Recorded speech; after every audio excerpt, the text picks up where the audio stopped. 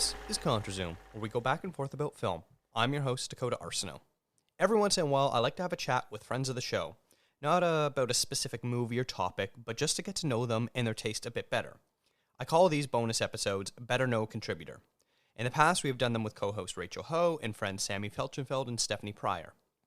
On today's edition of the special, we have Calum Macnab, who was last heard on episode 138, Best Films of 2020, and is one half of the horror podcast Scaretroducing. It used to be a show where they were serious about series, but have since pivoted to reviewing new horror films.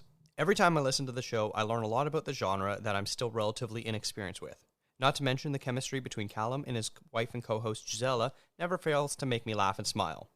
I'm sure today I'm going to get schooled on more horror history, so welcome back, Calum. How are you? And I'm sure you are quite happy since Scotland just beat Moldova in the World Series qualifier match. Yes, absolutely. Doing your research. Scotland, Moldova. Watched it last night. That's us for the playoffs. We are 2 matches away from a World Cup, so fingers crossed for that. We'll need to wait and see who we get because it's going to be tough. We've not been at a World Cup since 1998, so. But I'm not here to talk about football. But yes, I'm buzzing for that. And also, I'm good. And my answers to the questions that you sent out. I've tried my best to stay away from horror. I mean, that's going to creep in every now and again because I do like cinema in general. I'm not one of these horror fans that is always arguing like, you know, the Academy never recognizes, you know, horror or genre. So that doesn't really bother me. I like it all.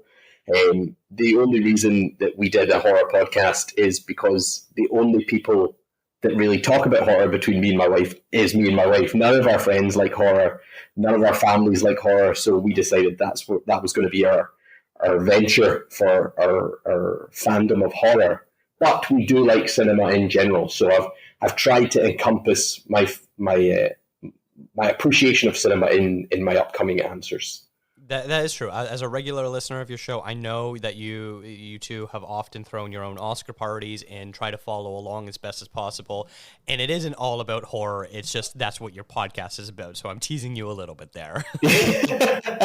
No worries at all. No worries. So before we get into the questions, I am a little curious about your podcast. You recently went from, as I mentioned, a show talking about series of horror, so you would go through an entire franchise, to now just sort of pivoting to covering new releases. I really enjoyed your Malignant review. That was hilarious. It was one that I knew I probably wouldn't watch, so that's why I felt comfortable listening to it. I haven't listened to your latest episode because you talk about Titan, and that's one I do want to see, and I want to watch that first before I hear your reactions. Fair enough. We sort of changed just with the nature of lockdown and things like that with the coronavirus last year. I'm not entirely sure what sort of forced us into or made us decide to not do franchises anymore. We sort of, as I said, we began it because we were the only people that we sort of hang around with and know that like horror. And the one thing that we realised was, for 2 horror fans, we'd never really completed a full franchise. Like, I had not seen all the Halloween movies or all the Chucky movies or whatever by the time, you know, I started the podcast. So that was what we focused on. I don't really know why we decided to change. I think we just got a bit bored of the format. We're sort of discussing now whether or not we should go back. We've slowed down on producing episodes the last few months, but yeah, our most recent one was Halloween Kills and Titan, which was like a double episode. It's sort of more focused on Halloween Kills, just before you listen to it and get upset. But Titan sort of just there in the background because we had also the same weekend went to see it. But if you need to see that film, man, it's wild. Yes. So I've been told, which is why I've been waiting to listen to it, because I don't want anything to be spoiled for me. Like, I know the basic premise, plotline, and other than that, I just know it's bonkers. Yeah, we definitely spoil it. We're a spoiler filled. We always forget at the beginning of every episode to mention that we don't really do like a spoiler free segment of our podcast. We sort of just start, and then someone will just be like, "Oh yeah," and then this person does whatever, and it's like, oh. If the audience aren't aware, we haven't told them that there's going to be spoilers. So yeah, there are Titan spoilers in that episode.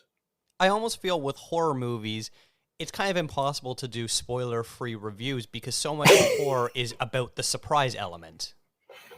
Yeah, maybe you're right. We just sort of are quite lazy with it, but I'll take that forward, and if anyone criticizes us, I'll use that as a defense. I enjoy them. Like I said, because I don't usually watch a lot of horror movies, listening to the two of you go through the Saw franchise, where all I've seen is most of the first Saw, I enjoy the conversation and Giselle getting increasingly angry at you forcing her to watch them. Yeah, she got very disillusioned. She didn't even watch before Spiral, so we saw Spiral at the cinema this year, but the two before that, so that would be Jigsaw's saw the final chapter and Jigsaw. She just did not watch them, and so the episodes are sort of me telling her what happens, and she's like, "Yeah, I can't believe you made me do this franchise." And I was arguing that I think it's an important franchise for. If you've listened to our episodes on that, you'll know that I think Saw 1 is the most important horror film of the 21st century so far. I don't think it's the best, but I make an argument for it being the most important. So that was why I wanted to do that franchise. Now, as a fan of entertainment, it was great radio. But if I was your marriage counselor, I would have some serious questions. Thankfully, we're not there yet, but I feel if we ever do get there, that'll be day one of the counselling. Will be. So, have you seen the Saw films? Because if not, this is why we're here.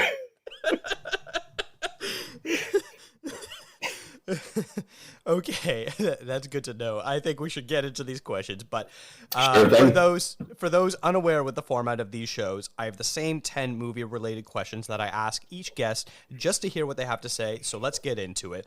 The first question is, how many contrazoompod episodes have you been on, Calum? Well, thank you to yourself for already emailing me this answer. The answer is 5. However, I believe only one of them is like an in-person interview back and forth, kind of like this. The other ones have been me sending in like little snippets of recordings or whatever. But 5 in total. I agree, which follows directly up with the next question. Do you have a favorite guest appearance, which I'm guessing I can probably assume which one it is? So I assume you think it's going to be The Invisible Man? Yes. Yeah, the remake one. Yes, that is. I've picked 2 for this one. It's that. Because obviously that was like this. It's talking, it's interacting, it's everything that the other ones weren't. As I said, I just sent in voice snippets and whatever clips.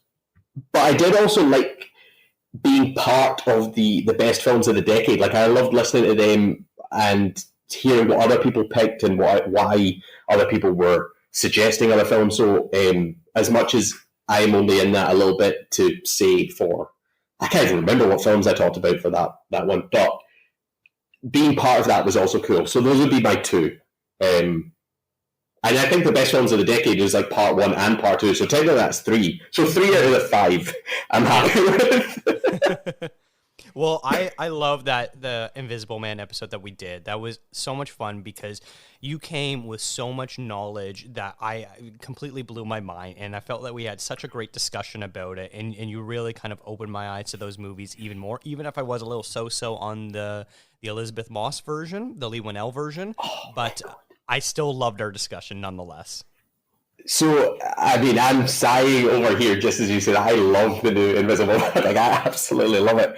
But I might have said this on the podcast. I can't remember, but I'll say it again because I think it's quite funny. About the Invisible Man, so it was at my old job.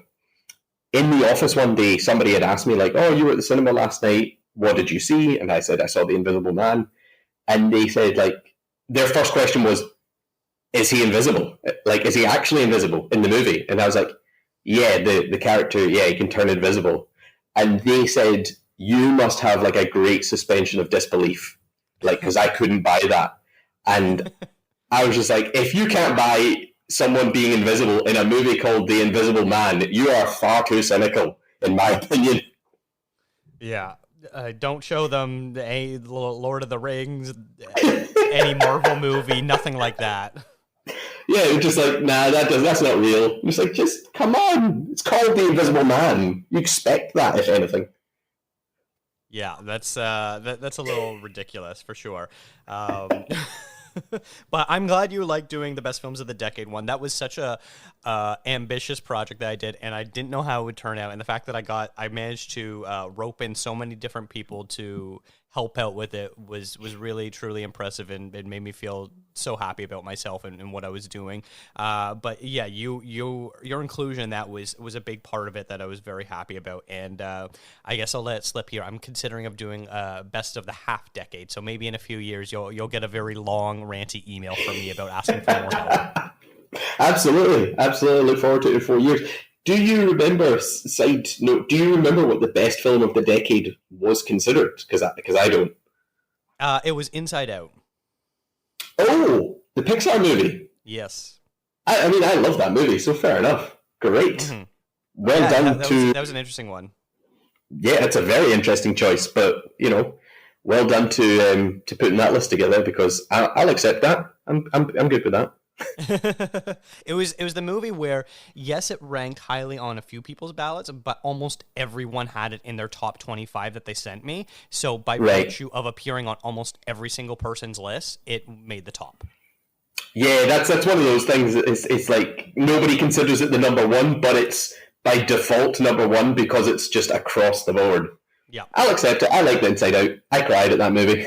Oh, me too. Several times. All right, so back with the questions. Now, here is probably the most difficult question to ask any single movie lover. What is your favorite movie of all time? I don't suppose they told you anything in Denver about the tragedy we had up here during the winter of 1970? I hired a man named Charles Grady as the winter caretaker. And from what I've been told, he seemed like a completely normal individual. But at some point during the winter, he must have suffered some kind of a complete mental breakdown. He ran amok and killed his family with an axe. Well, you can rest assured, Mr. Ullman, that's not going to happen with me. That's right. I think this is pretty easy. I'm split between two. I say it's easy, and I just say I can't decide between two, but the two I always go for are The Shining, Stanley Kubrick's The Shining, and David Lynch's Mulholland Drive. Those are the two that I always throw out as an answer to this question. So I'm throwing them both out here. I love it. I haven't seen The Shining. I've seen bits and pieces of it, and it looks too freaky for me. So no, thank you. But I have seen Mulholland Drive. But it's sort of interesting because, like you said at the top, it isn't all going to be horror, but both of those movies, especially The Shining, is definitely a horror film. But Mulholland Drive has this sort of psychological horror aspect to it. Yes. I'm not going to profess that I understand Lynch's work. I'm not one of these people. I love reading what people think about his work and different interpretations and talking about it and stuff. But yeah, I know I said I was going to stay away from horror, but Lynch freaks me out unlike basically anyone else. It's a weird sort of emotional horror that even if I don't understand what's going on, it terrifies me. The same with things like Twin Peaks or Lost Highway. The sequence in Lost Highway. Have you seen Lost Highway before I spoil this sequence? No, but go ahead. It's okay. Well, it's not really a spoiler, but it's like a phone call. You're talking to a man at a party, and he gives you a phone and tells you to phone him because he's at your house, but he's standing in front of you, and he phones him, and he answers the phone, but he's standing in front. It's just Lynch. It's just perfect Lynch, but it terrifies me watching it. Now, if you were to ask me what is going on in that sequence, how can he be in two places at once? Who is he? What's it a metaphor for? I have no idea, but it really gets under my skin, and I think the best project he's had for that as a whole, not just like one sequence here, I think it's Mulholland Drive. Like I love that movie, and it really does get under my skin in a way that so few things do, except maybe The Shining. The Shining's another one. So as a horror fan, I know I said I would stay away from horror, but those are the movies that I genuinely could put on time and time again, as much as people say that might be psychologically damaging to you. I could do it, and I just love. They're not quite as easily wrapped up in a bow so you can read about certain things and discuss with people. What did you think that made? I don't know. I just love both those movies. So those are my picks for favorite movies of all time. As joyless as that may seem. No, I think those are great picks. So the next question is, what's a movie that you're embarrassed to say you've never seen? Okay, well, this one is not a horror film. It is Goodfellas. I've never seen Goodfellas. Interesting. Okay. Are you a Scorsese fan in general, or what's why are you embarrassed to say that? Because, I mean, I've not seen all of Scorsese's work, but basically everything I've seen of Scorsese, I absolutely love. Like, what was it? Was his last film The Irishman? Was that his last film? Yep. I loved The Irishman. I remember someone at work went to see The Irishman at, it played at a cinema here, because obviously it went on Netflix, but it played at a cinema here for like a week or two, and somebody went the day before me, and they were like, they came into work and told me like, it's gonna push your patience, and I absolutely adored it. I thought The Irishman was great, and so everyone's like, it's Goodfellas but boring and old. So I just keep imagining that Goodfellas is some violent, magnificent, thrilling theatrical experience, and I know people say it's such a bro choice, but all the Scorsese films that are bro choices, like Taxi Driver, I love Taxi Driver. Is King of Comedy, would that be considered a bro choice? I don't know, but I love it. So I have no reason to suspect that I wouldn't love Goodfellas, and yet I've never sat down and watched Goodfellas. I've never seen Casino either, but I think most people consider Goodfellas better. So yeah, that's interesting. I've seen that. I've seen Casino as well, and this sort of dichotomy of why is Scorsese's movies considered bro films when in reality their subject matter is so introspective and thought-provoking. It's the opposite of bro cinema, but the people that gravitate towards it, especially stuff like Taxi Driver, is your typical film bro. So it's a very interesting dichotomy that I don't really have anything insightful to say on other than pointing it out, because when I watch it, I'm like, what are you getting out of this movie that this is your favorite movie other than maybe the violence, but are you not understanding why the violence is there? yeah, agreed. It's like I know people who come away from The Wolf of Wall Street and think it's like the greatest thing ever, and I love The Wolf of Wall Street as well, but they will retweet like these sort of like motivational quotes from whatever his name is. I can't remember who DiCaprio plays in that movie. I can't remember the guy's actual name, but like they'll retweet all these like Instagram quotes and stuff, and I'm just like, what do you get from The Wolf of Wall Street that I don't get? Because I get the opposite from you, and yet we both think it's great. Mm-hmm. Yeah. So I imagine Goodfellas is another one like that. Interesting. Okay. So who is your favorite director of all time? This is another one that was difficult to pick, because I started going through directors that I love, and then was thinking, but I haven't seen this movie, or I haven't seen this movie, and the director I ended up picking, I have not even come close to seeing all their movies, but the reason I've chosen them is I wouldn't be a cinema fan the way I'm a cinema fan today had my dad got me a DVD. Maybe I was slightly too young. It's rated 15 here, but I got it when I was about 12, which was Psycho, and I just fell in love with Psycho. So I've got to pick Hitchcock, because I fell in love with cinema and horror in a way that I don't think I would have without that movie. And so, as much as Hitchcock is a shitty person, that was the first director I ever fell in love with, trying to understand what a director was and recognizing, oh, there is a signature style here between movies, even though they're not connected plot-wise or anything like that.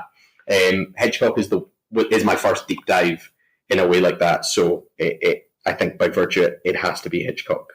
As simple a choice and basic that might be. I love that answer. In my house, we stan Alfred Hitchcock movies, so that is absolutely acceptable in my picks.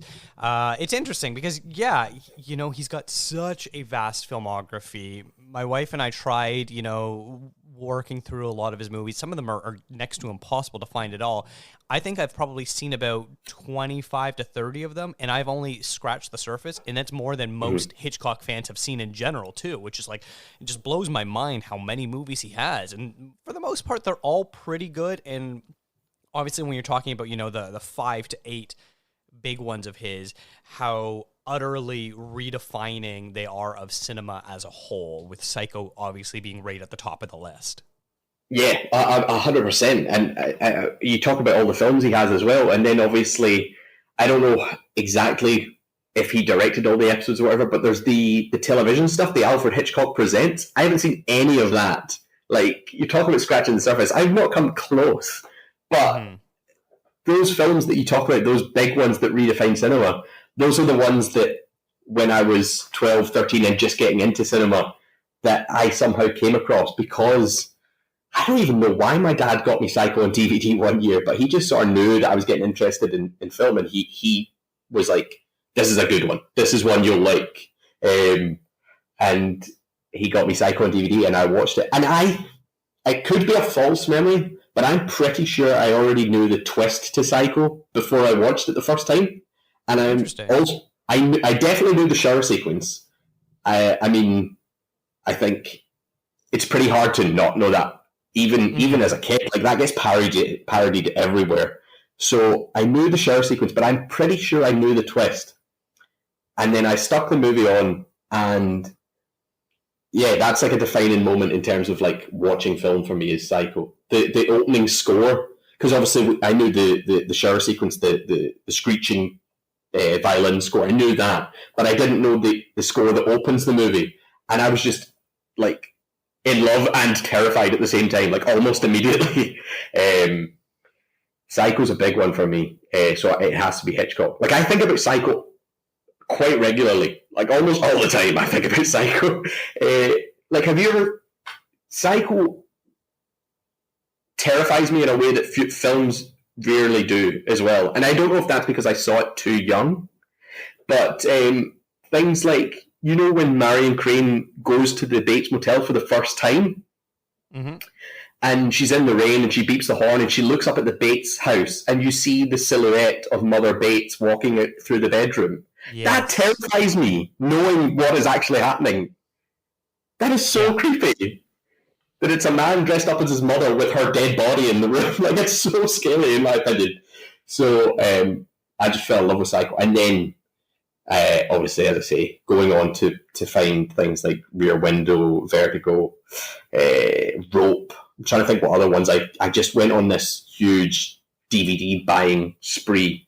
I got box sets of the original Man Who Knew Too Much. I got a double pack with that and the 39 Steps. It came as a double pack. I've still got that. Then I've got like a 6-pack that has Strangers on a Train, North by Northwest, I Confess, The Wrong Man. Films like I just dove straight in. Like, I was just all about Hitchcock for a few years. Just like not obsessed with the man himself. And obviously now going on to read how much of a shit he was, it's not great, but I just, the films he produced, I wasn't, doing deep dives on the Wikipedia and how he produced them. I was just watching them, and I just watched them constantly for those sort of beginning of my teenage years. So Hitchcock sort of just is the reason I love cinema the way I do. It's because of him. That's interesting. That's actually a very similar story to me. Probably when I was about 9 or 10, my mom had borrowed from the library. First we watched The Birds, and then later North by Northwest.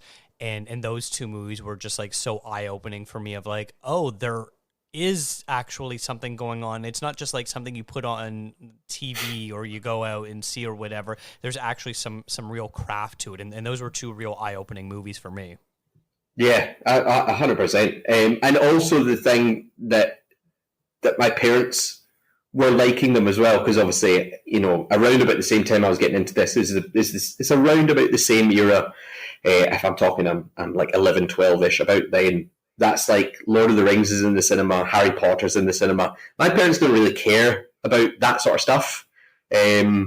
So watching films that they were like, oh, we watched this when we were younger, and also we think it's really good. It's not like a kid's film. There's something else. It just, I never really watched films with my dad like that before. So I keep repeating myself, but it has to be Hitchcock. It has to be for me. I love it. Now, we talked off the top about how you also love the Oscars as well. So I'm curious to know, what is your favorite Best Picture winner of all time? So you sent me this question through, and I immediately Googled Oscar Best Picture winners and went through them all to see which ones I'd seen, because if I am correct, you have seen them all, every single Best Picture winner. That is correct. That is insane. I think that is insane. I have not come remotely close to that. You know, you get to like the 70s and 80s before I start seeing more than one a decade.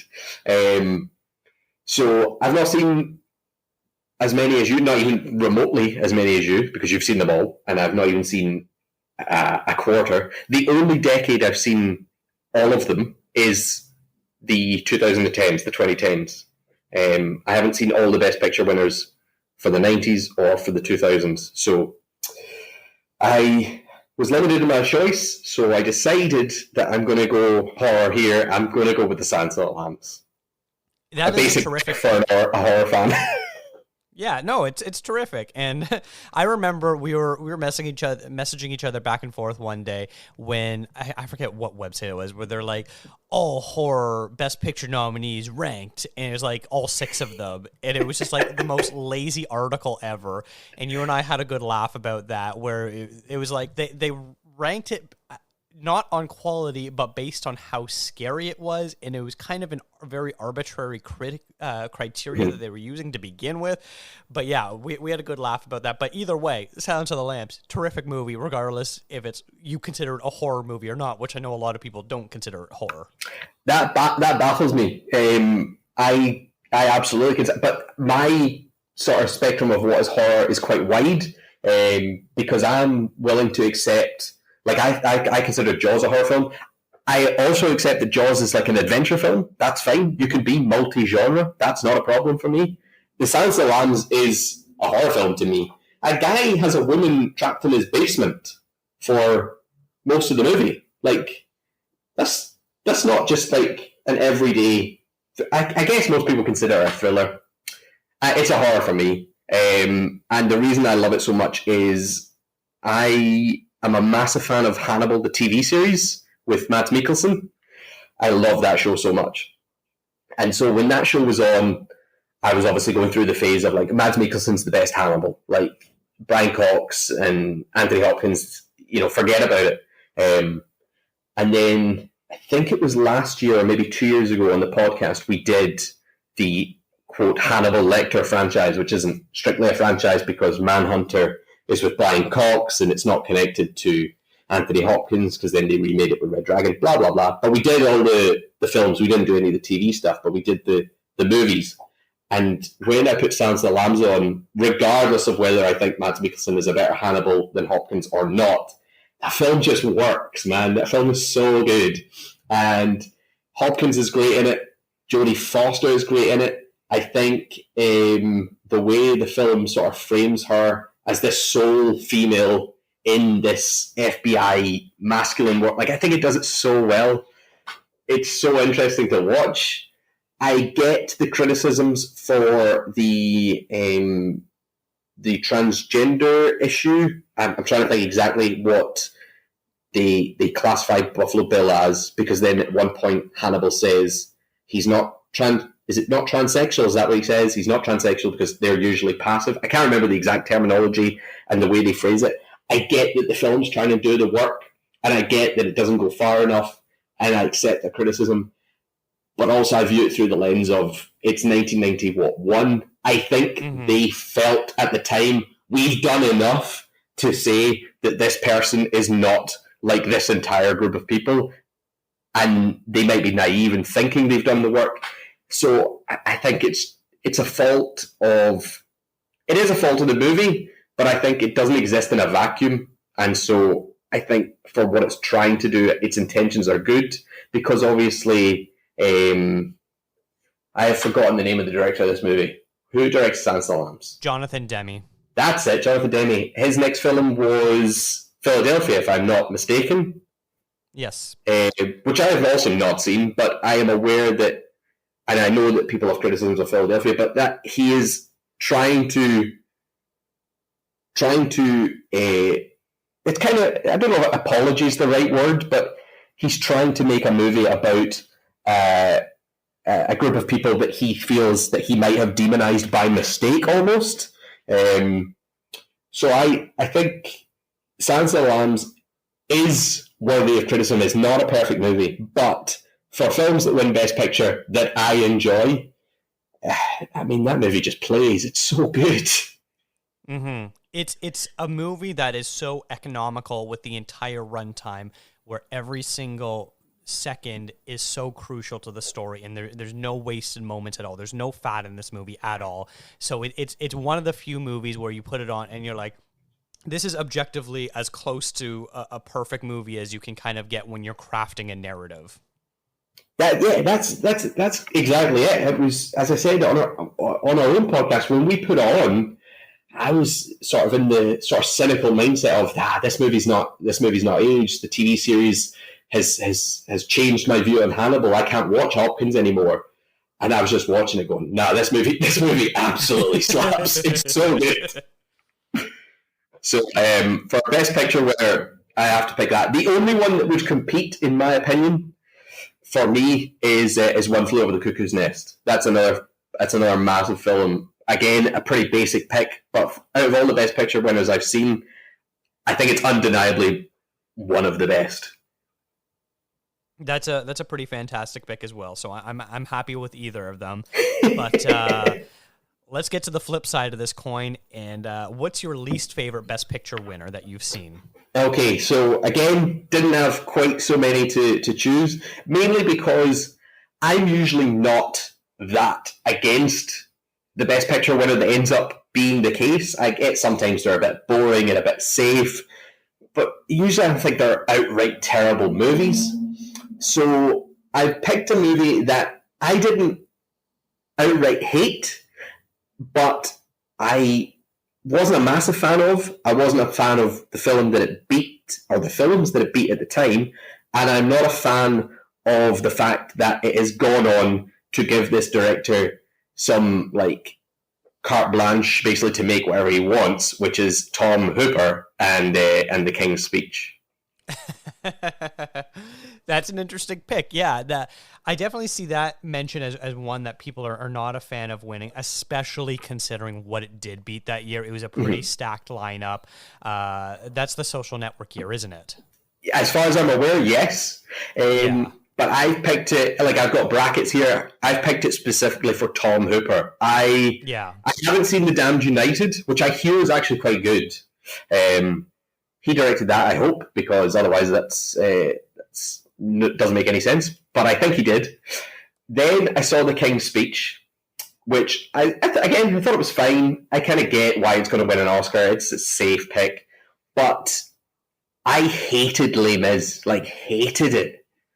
And so before you even get to The Danish Girl or Cats, I was already off the Tom Hooper train, which I was never really on to begin with. But Les Mis, so many people had just raved about it. And I watched Les Mis at home. I was home alone one weekend, and I was like, I need to watch Les Mis. Everybody tells me it's great. So I put it on. I was in the mood for a musical, and I watched it, and I hated all of it. And then the next night I watched the last 5 years, the Anna Kendrick musical. It's based on an off-Broadway show or whatever.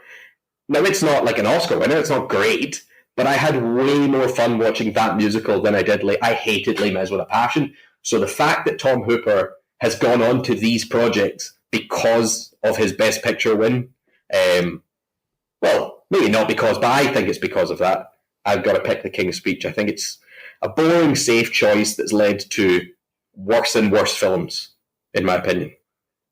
You know, I see the logic, and I completely agree with it. And I will counter with The Damn United is a pretty good film. We did a podcast episode 152, Sports Movie Exchange, where I had the guys from Please Watch This on, who are both British. And so they recommended a British sports film, which was The Damn United, and I recommended a Canadian sports film, which was Goon, a hockey movie. Yeah. And so we talked about both of those and sort of the differences. But yeah, I agree. He has certainly gone downhill, and his choice of movies is terrible. His over-the-top direction is terrible. And tell me about it. It's just not good, yeah. I remember saying to people when, like, after I watched Les Mis, and people were, raving about it. What did you think? And I just remember thinking, I didn't enjoy it, but I was like, that movie's so ugly. It's so ugly to watch, and people just couldn't understand what I was saying. They were like, "What are you talking about?" And I was like, "It is just this constant fisheye lens, people right up in front of you, slabbering all over the place. Like, what are you getting from that?" I hated Les Mis, so I'm blaming the King's Speech for Les Mis, The Danish Girl, and Cats. So it's the King's Speech. That is completely fair. All right. Continuing on this negative train, what was the last movie you walked out of or turned off? So the last movie I walked out of, I haven't walked out of a film in the cinema, I don't think since I was a kid, and I went to see The Aviator with friends, and they were bored stiff. Talking going back to Scorsese, they were bored stiff, so they walked out, and I was like, whatever age I was when that film came out, I was like, I'm not staying here myself if all my friends are leaving. So I walked out of The Aviator, but that seems like quite a while ago. I'm trying to think. I've got one for turned off. I've got one for turned off, but I want to get one that walked out of. The closest I can give you for walked out of the cinema is Midsommar, but it's not for the reasons you think. It's because I was so excited for Midsommar, the Florence Pugh horror movie. I was so buzzing for it. We went with a group of friends, and they knew how buzzing I was for it. And I was like, guys, the film's about to start. Let's go. We're out for dinner. And we paid the bill, and they were walking to the cinema, and these people are just dilly-dally. And so I just walked on. I just walked on myself. I was like, see you later. And I went, and then I realized, I don't have the tickets. Someone else, so I'm going to wait for them. And then by the time they showed up, got into the cinema, it was maybe 5-6 minutes into the movie, and I was like, nah, I'm not having this. And I was like, I walked out, I went downstairs and spoke to the set and was like, can I exchange this for a later showing? And I'll just go myself. And I just watched it myself. Which they thought was kind of weird, but that's the closest to walking out.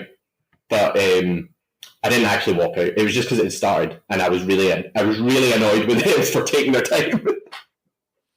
I love that. That's a fantastic story, and I love that you had the nerve to be like, no, I am exchanging this ticket. I'm not missing these first 5 minutes.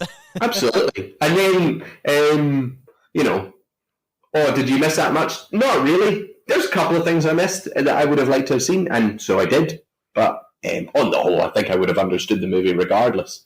But my feeling is, if you miss the first 5-6 minutes of The Sixth Sense, that movie doesn't hit the same way, in my opinion. So I don't want to run the risk of that. So that's the closest I can give you while walking out. The one I can give you for turning off is Spiral, the original sequel to the Japanese Ring. Have you heard of this movie? I had never heard of this movie. No, never heard of it. Ringu, the Japanese Ring. I first heard of it because Arrow Video had released like a really lovely box set of the original Ring trilogy, I think it is. And I just remember seeing it in a store and was like, oh, that looks cool. I haven't seen these movies, so I was reading the back. Oh, it's got all 3 films, and what special features has it got? And then it said, on the DVD for Ringu, it also has the original sequel, Spiral. And I was like, the original sequel? Surely that would be Ring 2, which is in this box set. What is the original sequel, Spiral? So I went home and read about it. So apparently, if Wikipedia is to be believed, Ringu and its sequel, Spiral, were released in Japanese cinemas on the same day in whatever year it was, 97, 98, I don't know exactly. But Ringu was such a success and Spiral was such a flop that they ended up sort of retconning Spiral out and making Ring 2, which is now the sequel to Ringu. But Spiral, this film exists. So I was like ready for like a lost masterpiece. I was ready for a lost. So I watched Ringu on Amazon Prime. And then I was like, I'm not watching Ring 2. I'm going to the original sequel. I'm going first to Spiral. And man, that film is boring. So I can see why they retconned it out immediately. Interesting. Yeah, I've never heard of that. Even this phenomenon of releasing 2 movies at the exact same time just sounds so out there to me. Like, why would they even consider doing that? Would they not want to at least capitalize like on the success of one and wait for it and release it 6 months later or something? I don't know. That's so crazy to me. That, yes, again, as I say, I got all this from Wikipedia, so a grain of salt is required. But I didn't know that The Ring is based on a series of books. It's books before movies, and so Spiral is, as far as I believe, in fact, Spiral is the original book sequel, and so they made that and released the 2 at the same time. But Spiral doesn't have a lot to do with the girl coming out of the TVs and all that sort of stuff. So people didn't really like Spiral. So I put it on expecting like a lost masterpiece, and that's not what I got. So I turned it off because I thought it was pretty boring. Interesting. Okay, well, that's good to know. In case I ever decide to delve into the world of the Ringu, I will skip that one. Absolutely.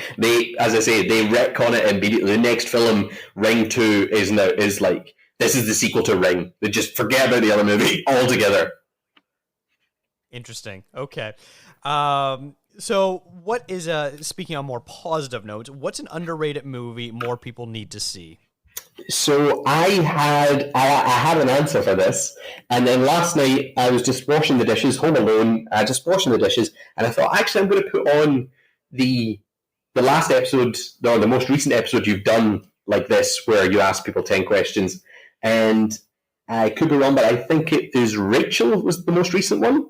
That's the one I ended up sticking on anyway. So I'm washing the dishes, I'm listening, and it gets to this question, and she says, coherence, and I immediately scream, basically, and I'm like, oh, that's my pick! That's my pick! So it's already been said, but I've got another one, but I want to double down on Coherence. Coherence is a great sci-fi movie that not enough people have seen, so I'm doubling down on that pick before I get to my replacement choice. Have you seen it since? Because I think you had seen it at the time. I have not, and I just know this moment that we're recording, I am just expecting Rachel to text me and just be so boastful and gleeful in that you're agreeing with her, because she loves nothing more than someone agreeing with her and disagreeing with me. Yeah, I don't even know how I came across Coherence. I don't know if I read it from somewhere. One of my cousins, I've got cousins in Ireland, has seen it, and it's the only person I know that has seen it. And they were like, that movie rocks. And I was like, yes, it does.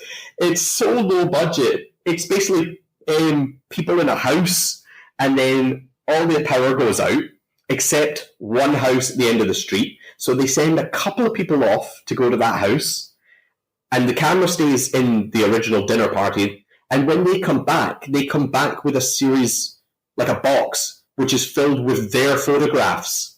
And they've all got numbers written on the back, and you're trying to figure out what's going on. Why does this house have our photographs? Why is every house in the street, why is the power all out except for that house? What's happening? And then there's knocks at the doors, but there's no one there, and it just goes wild. And it's crazy what you can do with no budget and limited location if you have an excellent story and an idea. Like, Coherence is unbelievable, in my opinion. It's a great low-budget movie that not enough people have seen. But that's not my choice, but I want to double down on that choice. Well, then what is your real choice then, Calum? My real choice now, my replacement choice, is a German film called Lose. I think it's from 2018, it's a horror film, so I'm sorry, going back into the world of horror. But it's like a really sort of weird, experimental, retro, low-budget horror film.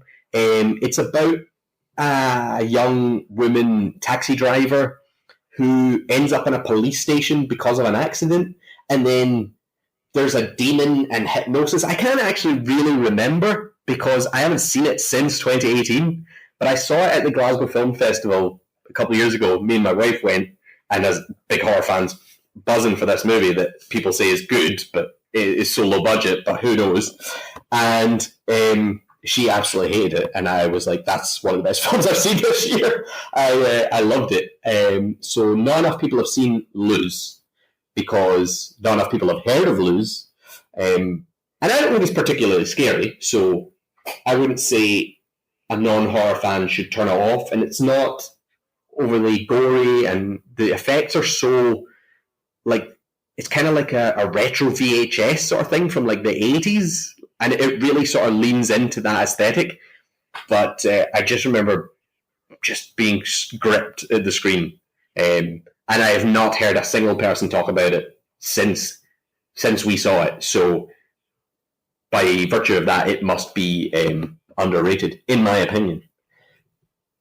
Well, I've never even heard of it, so it has to be underrated. Yeah, I'd recommend checking it out. Lose from 2018. It's by a director called Tillman Singer. I believe it's his debut film. I would not confuse it with a Colombian film called Lose, the Flower of Evil, which we went to see at the Glasgow Film Festival the year after, so that would have been 2019. And the reason we went was we saw Lose last year. There's a film called Lose this year, so we have to go again. And Gisela hated that one as well. But I also hated the Colombian one. It's really, really bad. So don't confuse the two. One of them's called Lose. The other one's called Lose, the Flower of Evil. And the one that is just Lose, just one word, German. That's the one to go for. It's excellent. Interesting. Okay, well, that's good to know. Now, we're here at the spiciest portion of this questionnaire.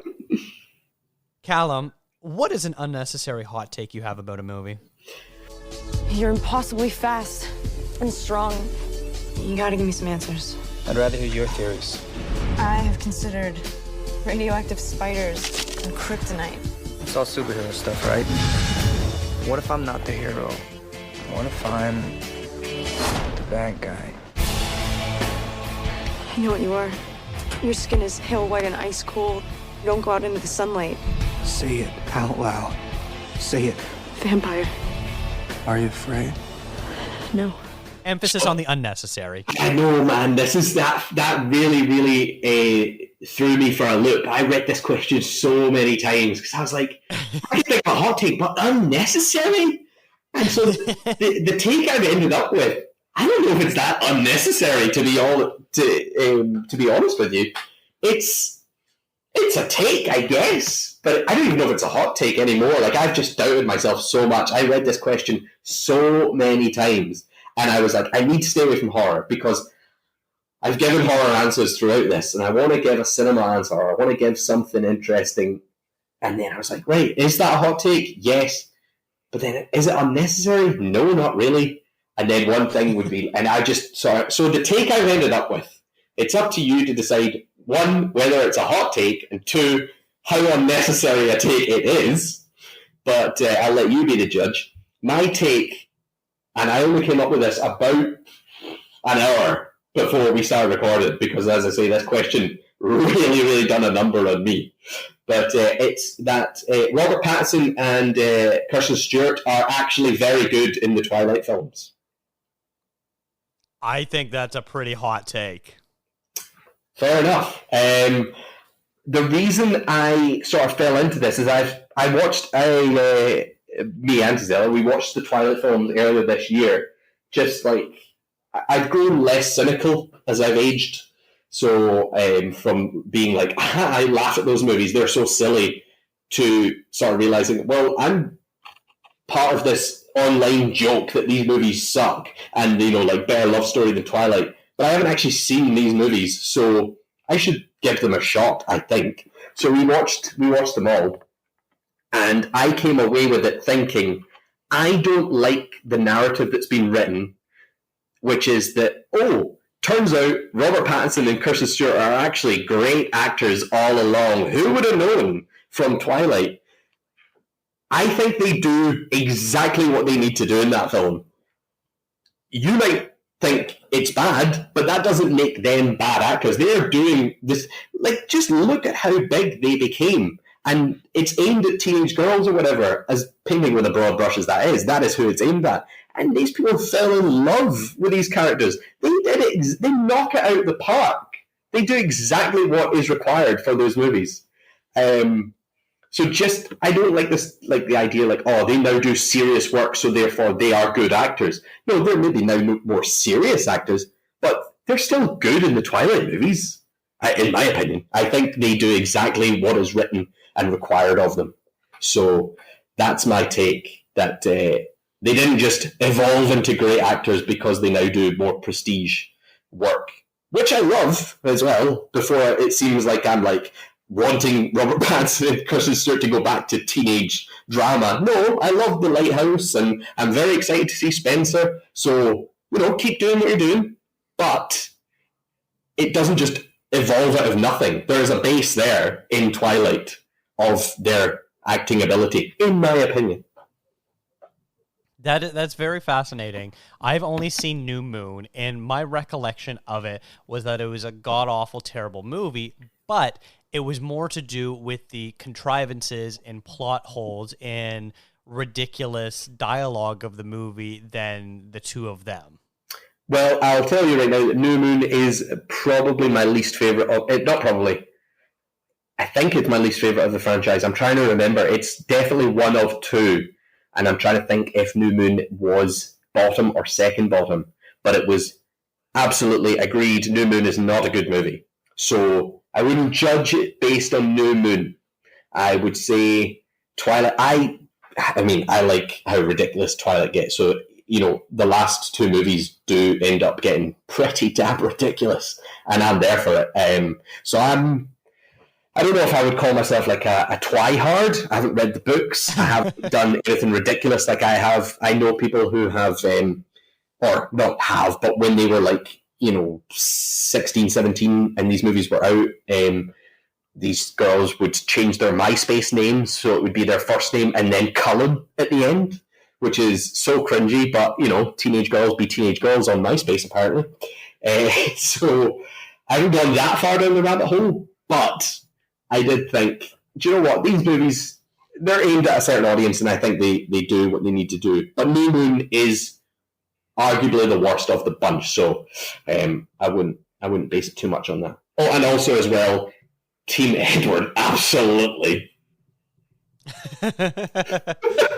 Yeah, from what I remember seeing, Jacob, played by Taylor Lautner, was probably the real bad actor of the group. Yeah, not only that, but like his character's so annoying. Oh my god, I could go down a rabbit hole with that as well. But it's fascinating to me that the culture had this massive Team Edwards or Team Jacob and this divide.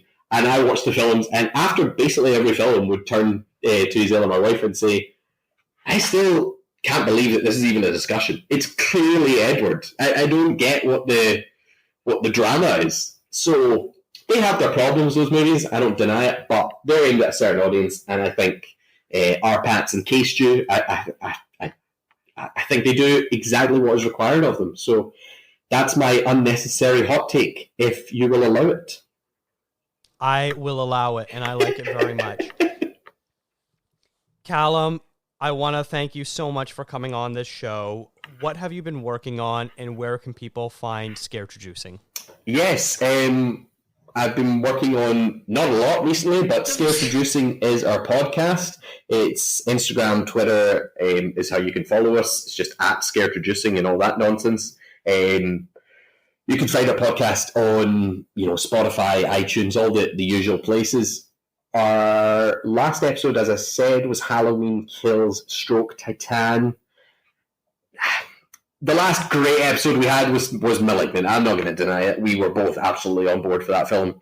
Since then, we've mainly had discussions about what should we be doing with the podcast. So it's slowed down a bit, and we haven't really done much. So if you're wondering where we've been, that's where we've been, which is watching films and then not talking about them. Which, so we're hopefully going to figure it out by, I'd say maybe by January time. I'm sort of looking at Scream 5, the new Scream film, and thinking that might be the bit to sort of reintroduce us to the world.